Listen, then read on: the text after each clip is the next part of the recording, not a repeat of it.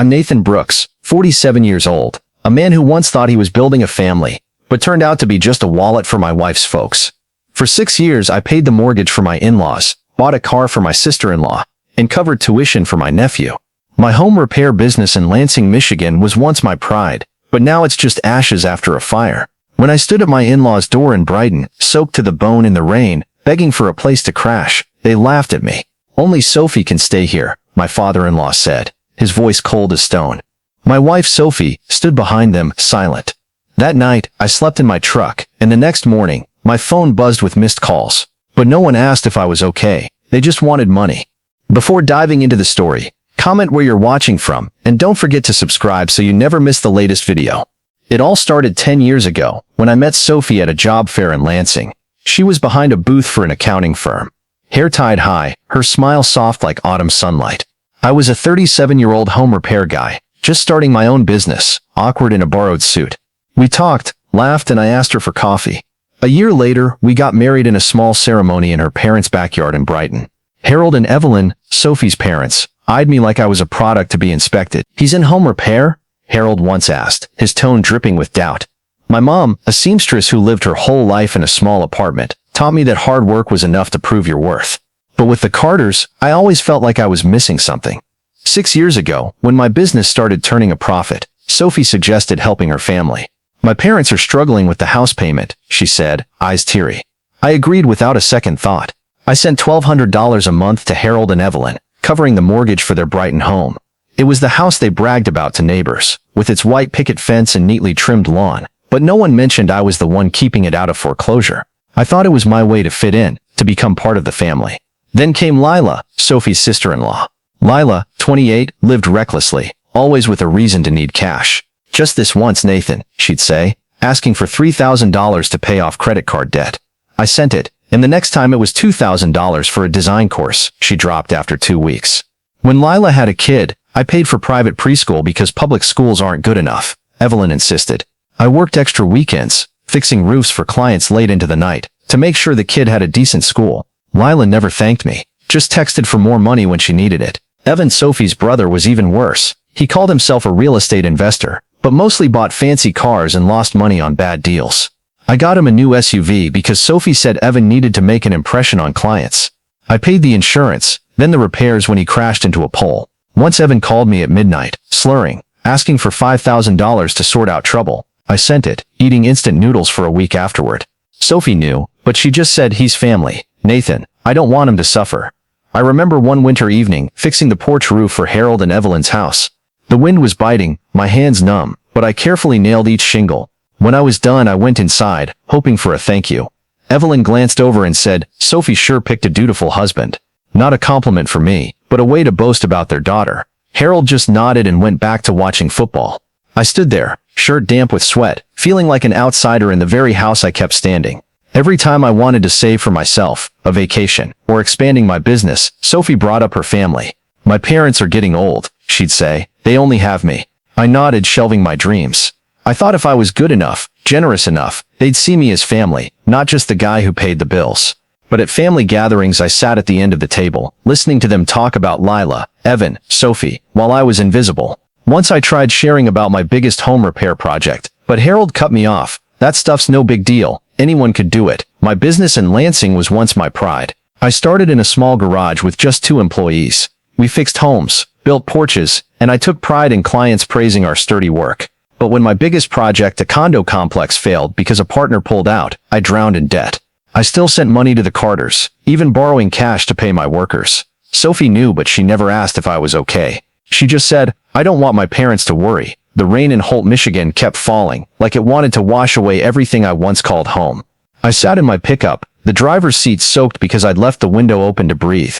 The smell of smoke from the fire at my house on Elm Street, Lansing, still lingered in my mind, though I'd left the rubble behind yesterday afternoon. That house, where Sophie and I built 10 years of marriage, was now just charred walls and a shattered wedding photo. My business, my pride for years, collapsed under debt from a failed condo project. I had nothing left but a few clothes in the truck's trunk and a heavy heart. The fire happened one afternoon while I was meeting with the bank to negotiate debt. My phone buzzed, an unknown number. It was the Lansing fire chief, his voice low and blunt. Your house on Elm Street is gone. Electrical fault. Nothing saved. I raced there, heart pounding like it might burst. When I arrived, smoke still rose from the debris. The roof had caved in, windows shattered, and blackened wood jutted up like the bones of a dead dream. I stepped through the rubble, picking up a scorched photo frame. Me and Sophie on our wedding day, her smiling brightly, me holding her, proud. Now, the photo was cracked in half, like a warning of what was coming. I called Sophie, who was at her parents' in Brighton. The house burned down, I said, voice hoarse from smoke and shock. I've lost everything. She was silent for a moment, then said, "Come here, Nathan." I thought it was comfort, an open door. I drove 30 miles, rain starting to fall, heavy and cold. The road to Brighton was as familiar as my own hands, from all the times I'd driven to fix Harold's porch, or deliver stuff for Evelyn. Their house appeared, golden light spilling through the windows, warm in a way that mocked the rain soaking my shirt to my skin. I rang the bell, shivering on the porch, water dripping from my hair to my face. Harold opened the door, his gaze cold, like I was a delivery guy at the wrong address. Evelyn stood behind, arms crossed, her silk robe gleaming like a statement of the wealth I'd paid for. Sophie was near the kitchen, holding a coffee mug, eyes on the floor. "I need a place to stay for a few nights," I said, trying to keep my voice steady. "Just until I figure things out." Harold smirked, a laugh that made me feel small. "This ain't a shelter, Nathan," he said. "Sophie can stay, but you? Find somewhere else." Evelyn cut in, sharp as a knife. "A man who lets his wife suffer like this shouldn't expect our help." I looked at Sophie, waiting. I needed her to say something, anything. A mom, dad, he's my husband, or a hand to hold to show I wasn't alone. But she just bowed her head, lips pressed tight, like I was a stranger. My heart felt crushed, not by the rain or cold, but by her silence. "Thanks," I said, voice rough, and turned away. The door slammed behind me, the lock clicking like a final period. I walked into the rain, each step heavy as lead, not from being wet, but because I just realized I was never truly their family. I drove back to Lansing, aimless, ending up in an empty supermarket parking lot. I turned off the engine, sitting in the dark, rain tapping the windshield like it was knocking on my heart. I thought of the times I sent money to Harold, even borrowing to pay my workers. The times I fixed Evan's car, walking because I couldn't afford gas. The times Sophie said, "My parents need you, Nathan," but no one asked what I needed. My phone buzzed, but I didn't look. I knew it was them, but not to apologize. They never apologized. I opened the truck's trunk, grabbed a dry jacket, put it on, and drove to the Starlight Motel in Holt. The front desk had an older man who didn't ask questions, just handed me the key to room 12. The room smelled of bleach, the bed creaked, but it was the first place where no one mocked me. I sat down, opened my laptop, and the list of expenses for the Carters appeared. Mortgage, car, tuition, the list of payments to my wife's family glowing like an accusation. $150,000, 6 years, and sleepless nights to keep the Carters afloat. But when I needed a couch, they mocked me, and Sophie, my wife, chose silence. Last night, in my pickup, I decided, no more money. Now, in this bleach-scented motel room, I started acting, not out of anger, but with a cold clarity. I was done being their bank. I opened the banking app on my laptop, my hands slightly trembling, not from fear, but from the feeling of cutting a rope that had bound me too long. The joint account with Harold and Evelyn, my in-laws, came up first. Every month, $1,200 automatically transferred to cover the mortgage for their Brighton house. I clicked cancel recurring payment, and a prompt appeared. "Are you sure you want to cancel?" I didn't hesitate, clicking confirm. A pale green message read, "Payment canceled." A soft breeze seemed to pass through my chest, like I'd shed a tight shirt. Next was Lila's credit card, Sophie's sister-in-law. I'd opened a secondary card for her 2 years ago when she sobbed about needing money to start a business. Lila's business turned out to be shopping sprees and parties. I logged into the account, seeing last month's bill, $800 for a spa and $300 for shoes. I canceled the card, entering the reason, no longer needed. The system asked again, and I clicked confirm once more. I pictured Lila at some checkout counter, card declined, and for the first time I felt no guilt. Evan, Sophie's brother, was next. I paid insurance for his SUV, the car I bought so he could look good for real estate clients. I called the insurance company, voice calm, cancel the policy for Evan Carter, effective immediately. The agent asked a few verification questions, and I answered mechanically. When the call ended, I saw a text from Evan, sent last night. "Nathan, call me now. My family needs money ASAP." I deleted it. No reply. My phone kept buzzing, the screen lighting up with lots of missed calls, from Harold, Evelyn, 10 from Lila, Evan, and from Sophie. A voicemail from Lila played when I accidentally tapped the screen. "Nathan, what'd you do with the house money? Call back now, don't pull this crap." Her voice was shrill, like I was the traitor. I muted it, not listening further. Sophie texted, Don't do this, Nathan. My parents need the money. I'm begging you. Not a word about where I slept, if I was okay. I set the phone down, feeling like I dropped a heavy stone from my chest. I logged into the insurance account, checking the policy for the Brighton house, which I'd paid for years. One detail stopped me cold. My name was no longer on the beneficiary list. Lila's was there instead, Harold's scrawled handwriting beside it, like erasing me was effortless. I wasn't shocked, but the pain was sharp. They didn't just reject me last night, they'd erased me long before the fire consumed my home. I saved a copy of the policy, emailing my lawyer Greg Walsh. Look into this for me. I didn't expect to get money back, but I needed the truth. I kept going, canceled the Carters' shared phone plan, stopped Evelyn's medical support payments. Each confirm click made me lighter, like shedding chains. I wasn't angry, not anymore. Just clear and cold. I'd done too much, too long for people who never saw me. I spoke loudly, my voice echoing in the empty room. I was their backbone. Now let's see how they stand without me. The phone buzzed again. A call from Sophie. I stared at the screen, my finger hovering over the answer button, but then let it ring. She wasn't calling to apologize. I knew. She was calling because Harold and Evelyn were panicking, because Lila couldn't buy new shoes, because Evan couldn't pay his debts. I powered off the phone, the first time in 6 years, and lay down on the bed. I looked at the ceiling, its yellowed stains sprawling like a map of a lost journey. I didn't know where I'd go next. A new apartment? A new job? But I knew one thing, I wouldn't let them pull me back. For 6 years I'd been their bank, their roofer, the guy who paid bills without thanks. Now I'd be Nathan Brooks, not the Carter's wallet. I closed my eyes, the sound of rain outside the window like a promise.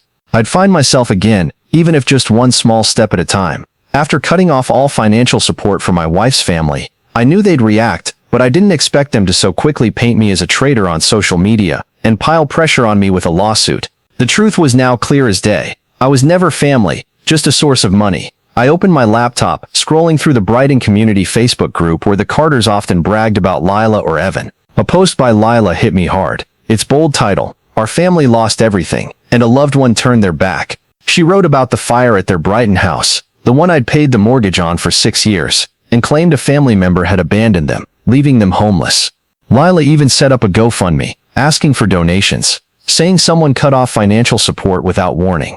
The comments below were full of attacks on me, though no one named me. So shameful, abandoning family like that, or ungrateful jerk after all the family did for him. I saw the number. The GoFundMe had raised $5,000 in 2 days. No one knew I'd spent over $150,000 to keep that house standing. I closed the laptop, feeling like I'd been punched in the chest. They didn't just kick me out, they rewrote the story, making me the villain. I needed to get out of this room, away from the bleach smell and the rain's drone. I drove to a small coffee shop in Holt, with its old wooden tables and the faint aroma of toasted bread.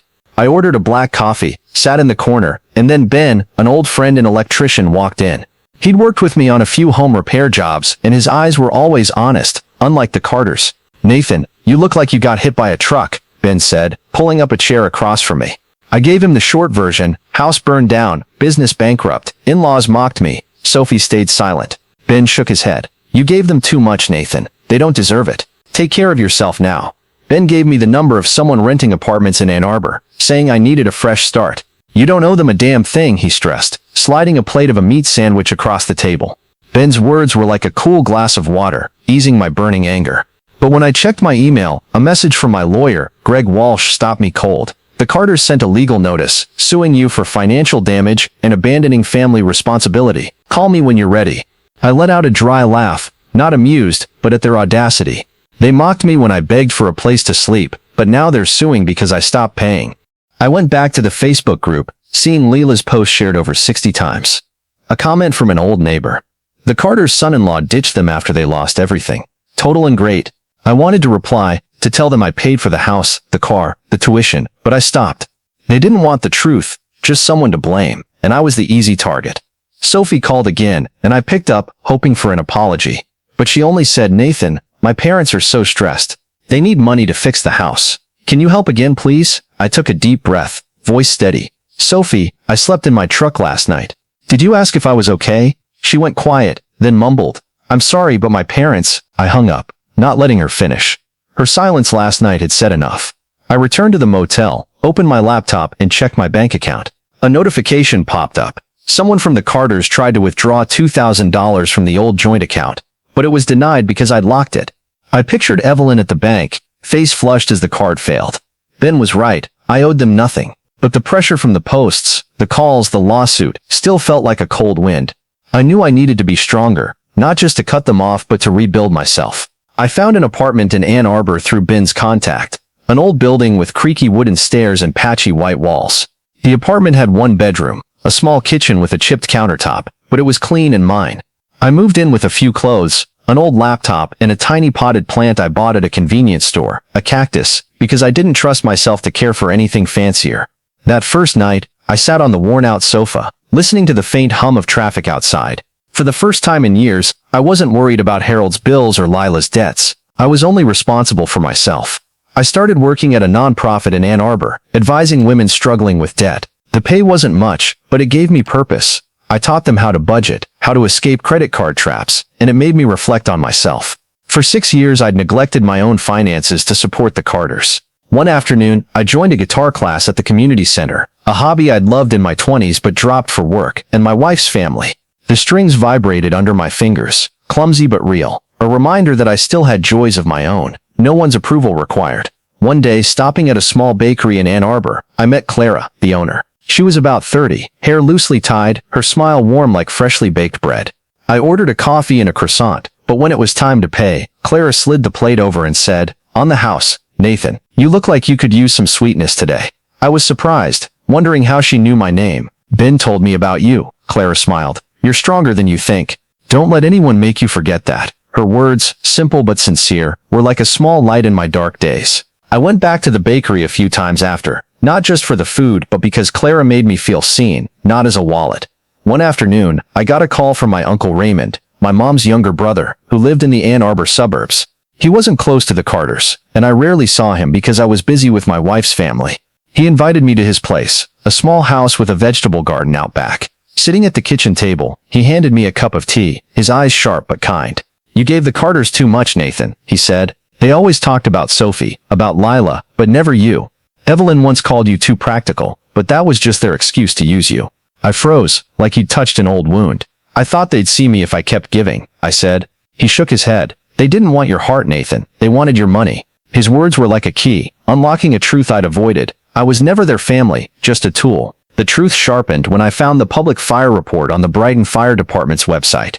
The fire at Harold and Evelyn's wasn't caused by old wiring like they claimed. A space heater Lila left on in her old room started it. They never told me, letting me think I was negligent, that if I'd been around more it wouldn't have happened. But the truth was their carelessness, and they hid it, like they hid erasing me from the insurance policy. Sitting in my apartment, laptop on my lap, reading the report, I felt a curtain lift. They didn't just use me, they blamed me to keep their perfect image. I started making time for myself, something I hadn't done in 6 years. I jogged every morning through the park near my apartment, feeling Ann Arbor's cool air.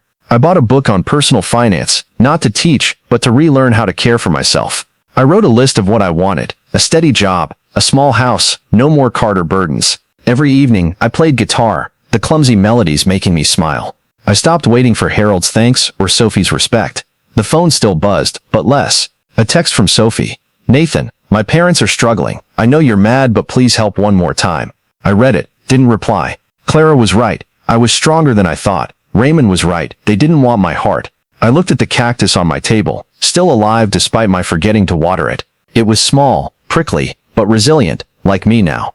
Afternoon light slipped through the window of my small Ann Arbor, Michigan apartment, glinting off the cactus on the kitchen table. I stared at it, feeling a fragile piece I'd built since leaving the Starlight Motel in Holt. After cutting off all financial support for my wife's family, I'd found myself again through my new job, guitar, and kind words from Clara and Uncle Raymond. But that piece was tested when an email from my lawyer, Greg Walsh, said the Carters wanted me at a mediation. They were suing me for financial damage and abandoning family responsibility. I knew this was my last chance to face them, not to reconcile, but to make it clear, I was no longer their bank. The mediation happened at a small law office in Brighton, 20 miles from Ann Arbor. I drove past familiar roads where I'd hauled stuff for Harold or fixed Evelyn's porch. The meeting room was small, a glossy wooden table, the air faintly stale with old coffee. Harold and Evelyn sat across, faces tense, Evelyn clutching her purse like it was her last weapon. Lila was beside them, eyes red, but I knew her tears weren't for me. Evan, Sophie's brother, sat arms crossed, his glare sharp enough to cut. Sophie was at the table's end, looking down, hair hiding half her face. Greg Walsh, my lawyer, sat beside me, calmly taking notes. Harold spoke first, voice shaking with anger. Nathan, you've made a mess. We had to delay the mortgage. You know neighbors are whispering behind my back. Evelyn jumped in, voice cutting. You've shamed my husband at church.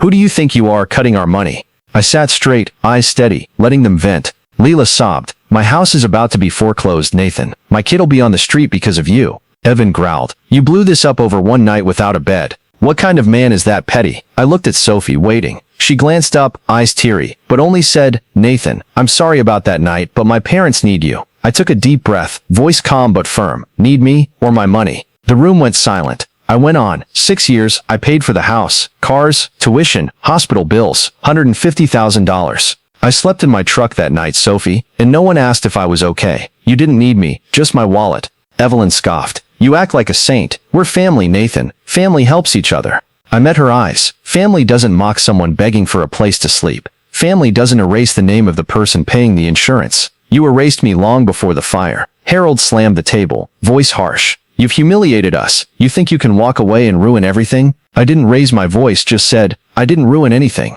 I just stopped building your lives on my back. Lila sobbed louder, but I didn't look at her. Sophie said softly, Nathan, I know you're mad, but my parents are struggling. Just one more time. I shook my head. No more time, Sophie. 6 years was enough. You manage, like I did alone all those years. Greg Walsh cut in, voice steady. This lawsuit has no grounds. Nathan has no legal obligation to fund the Carter family.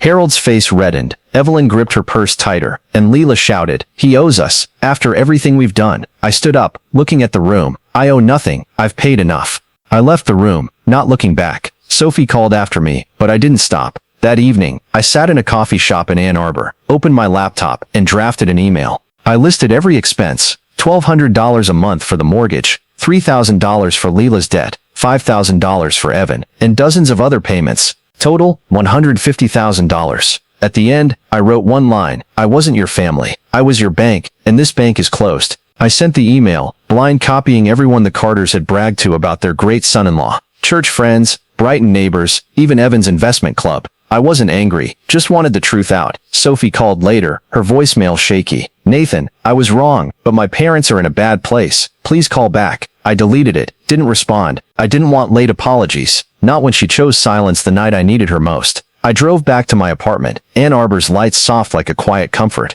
I opened the door, set my keys on the table, and looked at the cactus still standing there, prickly but surviving. I didn't need their begging, didn't need their apologies. I just needed them to understand. I was no longer someone they could walk over. I looked out the window, the moon faint in Ann Arbor's sky. The mediation was over, but my journey wasn't. I'd cut the chains, and now it was time to rebuild myself. My small apartment in Ann Arbor, Michigan, glowed under the morning sun, streaming through the window and making the cactus on the kitchen table shimmer. I stood looking at it, feeling a peace I hadn't known in 6 years as the Carters' bank. After the tense mediation with them, after the slander and missed calls, I'd cut ties completely. I was no longer the guy fixing Harold's roof, paying Lila's debts, or waiting for Sophie's defense. I was myself, and for the first time, that was enough to make me smile. My new life in Ann Arbor was settling. My job as a financial advisor at a nonprofit gave me purpose. I helped women escape debt, and through that, I learned to forgive myself for neglecting my own needs so long. One afternoon, I got an email from the organization, inviting me to speak at a community financial seminar in Ann Arbor. Your experience will inspire, they wrote.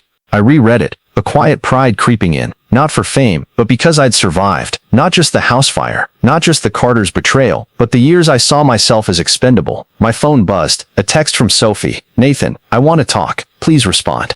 I stared at the screen, my finger brushing the callback button, but then deleted the text. I wasn't angry anymore, but I didn't want to go back. Her silence the night I stood in the rain at her parents' house said enough. I took a sheet of paper and wrote a letter to Sophie, not meaning to send it. Dear Sophie, I wrote, I loved you enough to carry your whole family on my shoulders. Now I love myself enough to let go. I folded the paper, lit a match, and watched the small flame consume the words.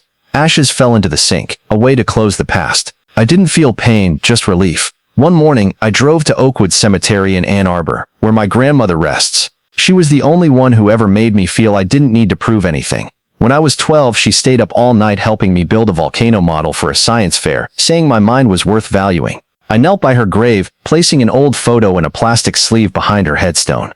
In it, we were laughing at the zoo's hippo pen, me missing 2 front teeth, her with ice cream smudged on her cheek. Grandma, I whispered, You'd be proud, right? I didn't let them burn my name anymore.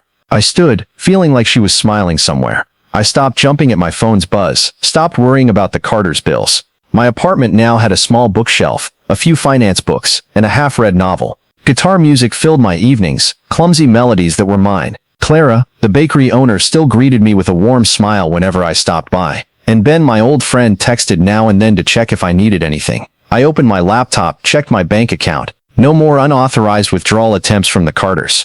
I smiled, not because I'd won, but because I'd locked the door they used to walk through. I looked at the cactus, still prickly, still alive despite my forgetting to water it. It reminded me of myself, not perfect, but resilient. I didn't need the Carters to define me. I didn't need Sophie to feel whole. I just needed myself. That morning, I jogged through the park, early sunlight filtering through the trees, casting patches of light on the path. My breathing was steady, my heart strong. I stopped, looked at the deep blue sky, and smiled. I didn't leave the Carters with hatred. I left with wholeness. A Nathan Brooks who no longer apologized for choosing himself. The small apartment, the cactus, the guitar, all mine, and for the first time, that was enough. Nathan Brooks' story reflects the financial and social pressures of the U.S. today, where family ties can sometimes be driven by money and unhealthy expectations, especially in an unstable economy. Nathan supported his wife's family for 6 years, spending over $150,000 on their mortgage, car, and tuition, only to face mockery and removal from the insurance policy when he lost his home to a fire and went bankrupt. The Carters' betrayal and Sophie's silence highlight a common U.S. reality. The pressure to provide for family can lead to self-sacrifice, especially in a culture that values family duty but often overlooks personal boundaries. Lila's GoFundMe and defamation of Nathan on Brighton's social media show how technology and platforms like Facebook can amplify family conflicts, a common issue in the U.S. where public disputes spill online. Nathan's healing journey, from learning guitar to working as a financial advisor to burning an unsent letter, underscores the importance of setting boundaries and reclaiming self-worth. The lesson: set financial and emotional boundaries in relationships, even with family. Nathan learned to say no after realizing his sacrifices went unvalued. In today's U.S., with high living costs and economic stress, make clear financial plans, like Nathan did by locking his bank account. Don't hesitate to seek support from friends, like Ben, or community, like Clara, and make time for personal hobbies, like guitar, to heal. Finally, as Nathan stood in Ann Arbor's park, remember your worth isn't in what you give, but in how you value yourself. Subscribe to the channel to follow journeys of overcoming challenges and finding oneself, like Nathan did. Thank you for watching, and see you in the next video with more inspiring stories.